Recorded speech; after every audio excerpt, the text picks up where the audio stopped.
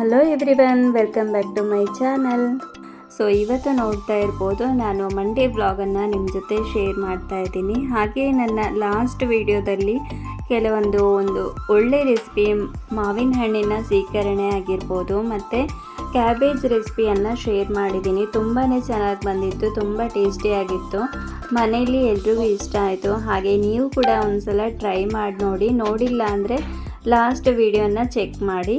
ಹಾಗೆ ಇವತ್ತು ನೋಡ್ತಾ ಇರ್ಬೋದು, ನಾನು ಮಾರ್ನಿಂಗ್ ರಂಗೋಲಿಯನ್ನು ಹಾಕಿ ಇವಾಗ ಮಕ್ಕಳಿಗೆಲ್ಲ ಬ್ರೇಕ್ಫಾಸ್ಟ್ ಮಾಡಿ ಸ್ಕೂಲ್ಗೆ ಕಳಿಸಿದ್ದೆ. ಅದಾದಮೇಲೆ ಯಾವುದೇ ವಿಡಿಯೋನ ಶೂಟ್ ಮಾಡ್ಕೊಂಡಿಲ್ಲ. ಮತ್ತು ಈವ್ನಿಂಗ್ ವ್ಲಾಗನ್ನು ನಿಮ್ಮ ಜೊತೆ ಶೇರ್ ಮಾಡ್ತಾಯಿದ್ದೀನಿ. ಈವ್ನಿಂಗ್ ಅಷ್ಟೊತ್ತಿಗೆ ತುಂಬ ಮಳೆ ಸ್ಟಾರ್ಟ್ ಆಗಿತ್ತು. ತುಂಬ ಅಂದರೆ ತುಂಬ ಮಳೆ ಬರ್ತಾಯಿತ್ತು. ಅದರಲ್ಲೂ ಮಕ್ಕಳು ಬರೋ ಟೈಮಿಗೆ ತುಂಬ ಜೋರಾಗಿ ಮಳೆ ಬರ್ತಾಯಿತ್ತು. ಸೊ ನನಗೂ ಫಸ್ಟ್ ಡೇ ಮಳೆಯಲ್ಲಿ ಮಕ್ಕಳು ನಡ್ಕೊಂಡು ಬರ್ತಾಯಿದ್ದಾರೆ ಅಂಥೇಳಿ. ಲಾಸ್ಟ್ ಟೈಮೆಲ್ಲ ಬಸ್ಸಲ್ಲಿ ಬರ್ತಿದ್ರು. ಸೊ ಈ ಸಲ ಫಸ್ಟ್ ಮಳೆಯಲ್ಲಿ ಬರ್ತಾಯಿದ್ದಾರೆ. ಸೊ ಬಂದ್ರಾ, ಏನಾದರೂ ಪ್ರಾಬ್ಲಮ್ ಆಯಿತಾ ಏನು ಅಂಥೇಳಿ ನೋಡ್ತಾ ಇದ್ದೆ. ಸೊ ಬಂದ್ರಾ ಇಲ್ವಾ ಅಂಥೇಳಿ ಆಗಾಗ ಬಂದು ಚೆಕ್ ಮಾಡ್ತಾಯಿದ್ದೆ. ಹಾಗೆ ನಾನು ಮಕ್ಕಳು ಮಳೆಯಲ್ಲಿ ಬಂದಾಗ ಏನಾದರೂ ಒಂದು ಸ್ವಲ್ಪ ಸ್ನ್ಯಾಕ್ಸ್ ಬಿಸಿಯಾಗಿ ತಿನ್ನೋದಕ್ಕೆ ಲೈಕ್ ಮಾಡ್ತಾರೆ. ಹಾಗಾಗಿ ಒಂದು ಸ್ನ್ಯಾಕ್ಸ್ ಮಾಡೋಣ ಅಂತ ಇದ್ದೀನಿ. ಸೊ ಬನ್ನಿ ಇವಾಗ ಸ್ನ್ಯಾಕ್ಸ್ ಏನು ಪ್ರಿಪೇರ್ ಮಾಡ್ತೀನಿ, ಯಮ್ಮಿ ಆಗಿರುವಂಥದ್ದು, ಮಕ್ಕಳಿಗೆ ಇಷ್ಟ ಆಗುವಂಥದ್ದು. ಸೊ ಈಗ ನೋಡ್ತಾ ಇರ್ಬೋದು, ನಾನು ಒಂದು ದೊಡ್ಡ ಗಾತ್ರದ ಈರುಳ್ಳಿ ಮತ್ತು ಹಸಿರು ಮೆಣಸನ್ನು ಕಟ್ ಮಾಡಿ ಇಟ್ಕೊಂಡಿದ್ದೀನಿ. ಹಾಗೆ ಇವಾಗ ಸಣ್ಣ ಪಾತ್ರೆಯಲ್ಲಿ ಸ್ವಲ್ಪ ಮಸಾಲೆ ಬೇಕಾಗಿರೋದು, ಅದನ್ನು ಮಾಡೋದಕ್ಕೆ.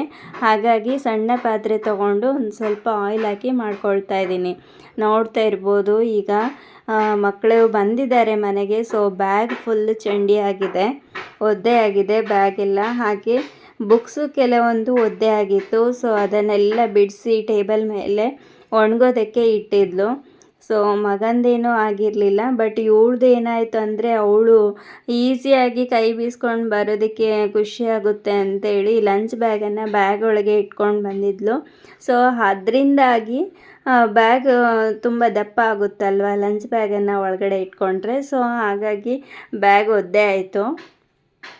ಇನ್ಮೇಲೆ ಆ ಥರ ಮಾಡಬೇಡ ಅಂತ ಹೇಳಿದೆ ಅವಳಿಗೆ.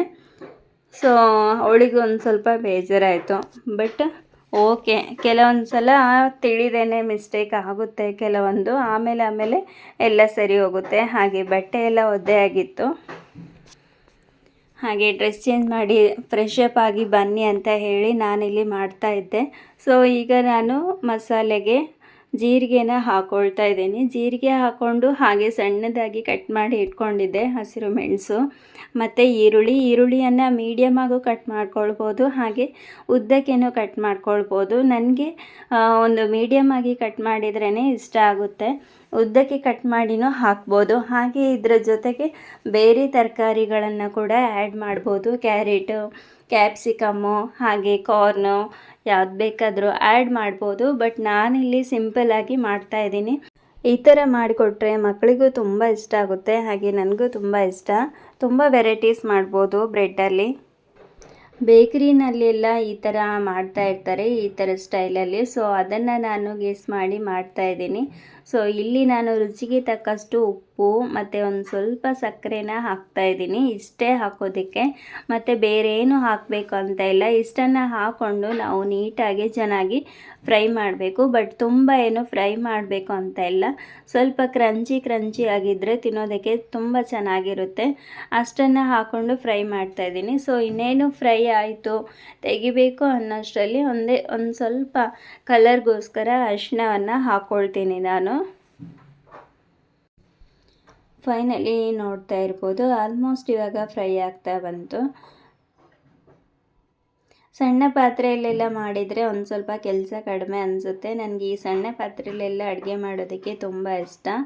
ಅದರಲ್ಲೂ ಸ್ವಲ್ಪ ಕ್ವಾಂಟಿಟಿಯಲ್ಲಿ ಮಾಡಬೇಕಾದ್ರೆ. ಹಾಗೆ ಸುಮ್ಮನೆ ದೊಡ್ಡದು ಸಣ್ಣ ಕ್ವಾಂಟಿಟಿ ಇರೋದಕ್ಕೆ ದೊಡ್ಡದು ಯಾಕೆ ತೊಗೋಬೇಕು ಅಂಥೇಳಿ ಇಂಥದ್ದು ಯೂಸ್ ಮಾಡೋದಕ್ಕೆ ನನಗೆ ತುಂಬ ಇಷ್ಟ. ಈಗ ಒಂದು ಸ್ವಲ್ಪ ಟರ್ಮೆರಿಕ್ ಹಾಕ್ಕೊಂಡು ಚೆನ್ನಾಗಿ ಫ್ರೈ ಮಾಡಿ, ಈ ಟೈಮಲ್ಲಿ ನಾವು ಸ್ವಿಚ್ ಆಫ್ ಮಾಡಿಕೊಂಡು ಅದಾದಮೇಲೆ ನಾವು ಬ್ರೆಡ್ ಟೋಸ್ಟನ್ನು ಮಾಡೋಣ. ಈಗ ನಾನು ಬ್ರೆಡ್ ಟೋಸ್ಟ್ ಮಾಡೋದಕ್ಕೆ ಇಲ್ಲಿ ಗೀ ಅಥವಾ ಆಯಿಲ್ ಯಾವ್ದು ಬೇಕಾದರೂ ಯೂಸ್ ಮಾಡ್ಬೋದು. ನಾನು ಆಯಿಲ್ ಯೂಸ್ ಮಾಡ್ತಾಯಿದ್ದೀನಿ. ಸೊ ಆಯಿಲನ್ನು ಸ್ಪ್ರೆಡ್ ಮಾಡಿಕೊಂಡು ಇದರ ಮೇಲ್ಗಡೆ ಬ್ರೆಡ್ಡನ್ನು ಒಂದು ಸ್ವಲ್ಪ ಎರಡು ಸೈಡು ಒಂದು ಸ್ವಲ್ಪ ಫ್ರೈ ಮಾಡಬೇಕಾಗುತ್ತೆ. ಅದಾದಮೇಲೆ ನಾವು ಸ್ಟಫಿಂಗನ್ನು ಅದರಲ್ಲೂ ಈಗ ಒಂದು ಸ್ವಲ್ಪ ಸ್ಪೆಷಲಾಗಿ ಎಗ್ ಮಸಾಲ ಬ್ರೆಡ್ಡನ್ನು ಮಾಡ್ತಾಯಿದ್ದೀನಿ. ಒಂದು ವಿತೌಟ್ ಎಗ್, ಇನ್ನೊಂದು ವಿತ್ ಎಗ್ ಆ್ಯಡ್ ಮಾಡಿ ಯೂಸ್ ಮಾಡ್ತಾಯಿದ್ದೀನಿ. ನನ್ನ ಹಾಗೆ ಎಗ್ ಬೇಡ ಅಂತ ಇರೋರು ಜಸ್ಟ್ ಮಸಾಲೆನ ಹಾಕ್ಕೊಂಡು ತಿನ್ಬೋದು. ತುಂಬ ಟೇಸ್ಟಿಯಾಗಿರುತ್ತೆ. ತುಂಬ ಸಿಂಪಲಾಗಿ ಮಾಡ್ಕೊಳ್ಬೋದು. ಕಡಿಮೆ ಇಂಗ್ರೀಡಿಯೆಂಟ್ಸು, ಬೇರೆ ಏನು ತರಕಾರಿ ಇಲ್ಲ ಅಂತ ಅಂದಾಗ ಈರುಳ್ಳಿ, ಹಸಿರು ಮೆಣಸು ಇದೆಲ್ಲ ನಾರ್ಮಲಾಗಿ ಎಲ್ಲರ ಮನೆಯಲ್ಲೂ ಇದ್ದೇ ಇರುತ್ತೆ. ಸೊ ಇದಿಷ್ಟನ್ನು ಮಾತ್ರ ಹಾಕ್ಕೊಂಡು ಮಾಡ್ಬೋದು.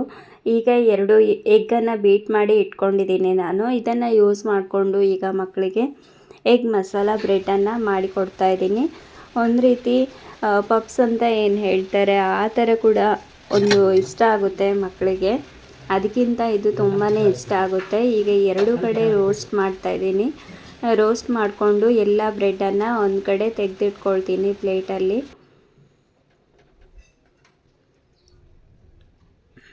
ಈಗ ಮಸಾಲೆಯನ್ನು ನಾನು ಮಿಡ್ಲಲ್ಲಿ ಸ್ಟಫಿಂಗಿಗೆ ಹಾಕ್ಕೊಳ್ತಾ ಇದ್ದೀನಿ. ಸೊ ಈ ರೀತಿ ಮಾಡ್ಕೊಳ್ಳೋದ್ರಿಂದ ಮೇಲ್ಗಡೆ ಎಗ್ ಇರುತ್ತೆ, ಎಗ್ ಆಮ್ಲೆಟ್ ಥರ, ಹಾಗೆ ಒಳಗಡೆ ಮಸಾಲೆ ಇರುತ್ತೆ.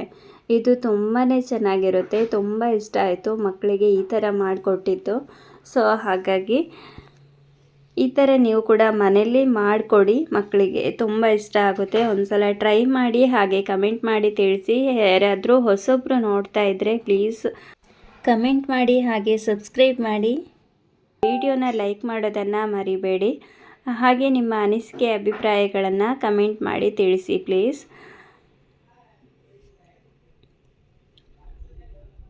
ಈಗ ಮತ್ತೆ ನಾನು ಎಗ್ ಮಸಾಲೆನ ಒಳಗಡೆ ಹಾಕ್ಕೊಂಡು ಮತ್ತು ಮೇಲ್ಗಡೆ ಎಗ್ ಬೀಟ್ ಮಾಡಿರೋದನ್ನು ಹಾಕ್ಕೊಂಡು 2 ಕಡೆ ಎಗ್ಗನ್ನು ಹಾಕ್ಕೊಳ್ತೀನಿ. ಸೊ ಇದರಿಂದ ಟೇಸ್ಟ್ ತುಂಬ ಚೆನ್ನಾಗಿ ಬರುತ್ತೆ. ಬ್ರೆಡ್ಡಿಗಂತೂ ಎಗ್ ತುಂಬ ಕಾಂಬಿನೇಷನ್ನು, ಯಾರಿಗಾದರೂ ಅಷ್ಟೇ ತುಂಬ ಇಷ್ಟ ಆಗುತ್ತೆ.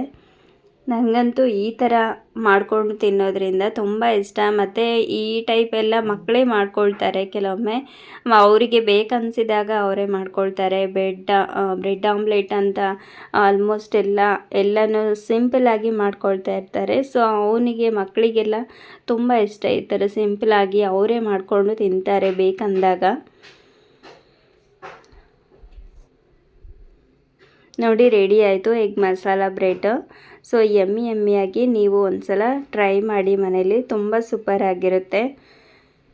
ಹಾಗೆ ನಾನು ನನ್ನ ಇನ್ನೂ ಕೆಲವೊಂದು ವ್ಲಾಗ್ಸ್ ವೀಡಿಯೋಸ್ ಎಲ್ಲ ತುಂಬ ಚೆನ್ನಾಗಿ ಅಪ್ಲೋಡ್ ಮಾಡಿದ್ದೀನಿ. ಅದನ್ನು ಕೂಡ ಮಿಸ್ ಮಾಡ್ದೇನೆ ನೋಡಿ.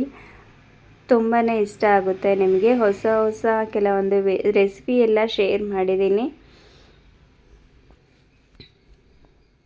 ಹಾಗೆ ನಾನು ಇದರ ಜೊತೆಗೆ ಬಿಸಿ ಟೀ ಕೂಡ ಮಾಡೋದಕ್ಕೆ ಇಟ್ಟಿದ್ದೆ.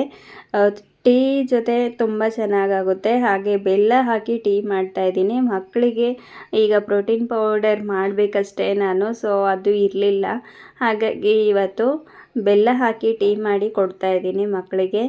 ಬೆಲ್ಲ ಹಾಕಿ ಮಾಡಿದರೆ ಒಡೆದೋಗಲ್ವಾ ಅಂತ ನೀವು ಕೇಳ್ಬೋದು. ಕೆಲವೊಬ್ಬರು ಬೆಲ್ಲ ಹಾಕಿದರೆ ಒಡೆದೋಗುತ್ತೆ ಅಂತೇಳಿ ಬೆಲ್ಲ ಹಾಕಿ ಟೀ ಮಾಡೋದೇ ಇಲ್ಲ. ಸೊ ನಾನಿಲ್ಲಿ ಯಾವ ಥರ ಟೀ ಮಾಡ್ತೀನಿ ಅನ್ನೋದನ್ನು ನಿಮ್ಮ ಜೊತೆ ಶೇರ್ ಮಾಡ್ತೀನಿ. ಎಂಡ್ವರೆಗೂ ನೋಡಿ, ಸ್ಕಿಪ್ ಮಾಡಿದೆ.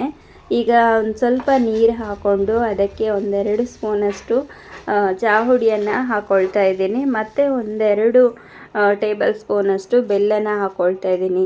ಇದು ಯಾವ ಥರ ಬೆಲ್ಲ ಅಂತ ಹೇಳಿದರೆ, ಇದು ಒಂದು ರೀತಿ ಬ್ರೌನಿಷ್ ಕಲರಲ್ಲಿ ಇರುತ್ತೆ. ವೈಟ್ ಬೆಲ್ಲನ ನಾವು ಯಾವತ್ತೂ ತೊಗೊಳ್ಬಾರ್ದು. ಅದನ್ನು ಹಾಕೋದ್ರಿಂದ ಬೇಗ ಒಡೆಯುತ್ತೆ ಹಾಲು. ಸೊ ಹಾಗಾಗಿ ಈ ಥರ ಬೆಲ್ಲ ಆದರೆ ಒಡೆಯಲ್ಲ, ಬಟ್ ಸ್ಲೋ ಆಗಿಟ್ಟು ನಾವು ಕಾಯಿಸ್ಕೊಳ್ಬೇಕು, ಆಗ ಒಡೆಯೋದಿಲ್ಲ. ಈ ರೀತಿ ಬೆಲ್ಲ ಟೀ ಮತ್ತು ಬ್ರೆಡ್ ಸ್ಯಾಂಡ್ವಿಚ್ಚು ಇವತ್ತು ಈ ದಿನ ತುಂಬ ಚೆನ್ನಾಗಿ ಹೋಯಿತು. ಮುಂದೆ ಹೊಸ ವಿಡಿಯೋದೊಂದಿಗೆ ನಿಮ್ಮನ್ನು ಮೀಟ್ ಆಗ್ತೀನಿ. ಅಲ್ಲಿವರೆಗೂ ಇದೇ ಥರ ಸಪೋರ್ಟ್ ಮಾಡಿ ಅಂತ ಹೇಳ್ತಾ ಎಂಡ್ ಮಾಡ್ತೀನಿ. Bye, take care. Thank you for watching. Have a nice day.